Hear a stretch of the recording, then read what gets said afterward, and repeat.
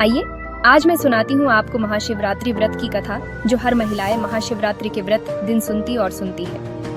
एक गांव में एक शिकारी रहता था। पशुओं की हत्या करके वह अपने परिवार को पालता था। वह एक साहूकार का कर्जदार था, लेकिन उसका कर्ज समय पर न चुका सका। क्रोधवश साहूकार ने शिकारी को शिवमठ में बंदी बना लिया। संयोग से उस दिन शिवरात्रि थी। शिकारी ध्यान मग्न होकर शिव संबंधी धार्मिक बातें सुनता रहा।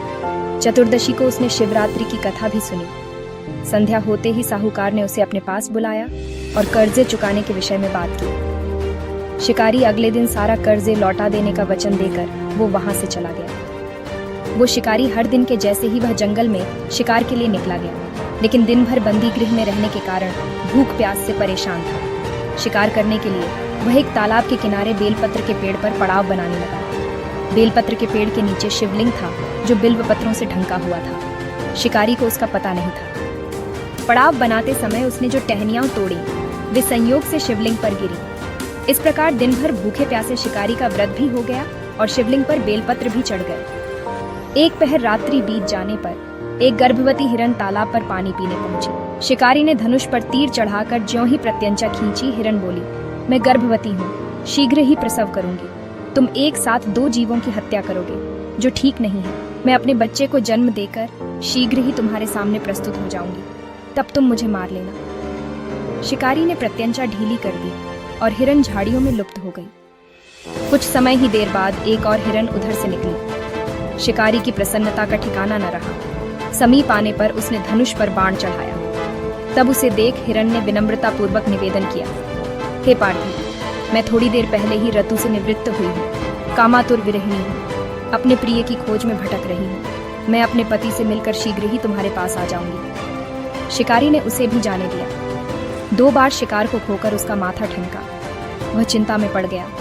रात्रि का आखिरी पहर बीत रहा था। तभी एक अन्य हिरण अपने बच्चों के साथ उधर से निकली। शिकारी के लिए यह स्वर्णिम अवसर था। उसने धनुष पर तीर चढ़ाने में देर न लगाई। वह तीर छोड़ने ही वाला था कि हिरण बोली, हे पार्थी, मैं इन बच्चों को पिता के हवाले करके लौट आऊंगी, इस समय मुझे मत मार। शिकारी हंसा और बोला, सामने आए शिकार को छोड़ दो, मैं ऐसा मूर्ख नहीं। इससे पहले मैं 2 बार अपना शिकार खो चुका हूँ। मेरे बच्चे भूख प्यास से तड़प रहे होंगे। हिरण की बात सुनते ही शिकारी के सामने पूरी रात का घटना चक्र घूम गया। उसने सारी कथा हिरण को सुना दी। तब हिरण ने कहा, मेरी तीनों पत्नियां जिस प्रकार प्रतिबद्ध होकर गई हैं, मेरी मृत्यु से अपने धर्म का पालन नहीं कर पाएंगी।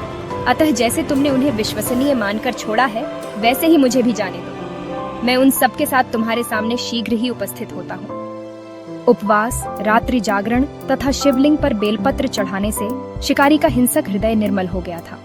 उसमें भगवत शक्ति का वास हो गया था। धनुष तथा बाण उसके हाथ से सहज ही छूट गए।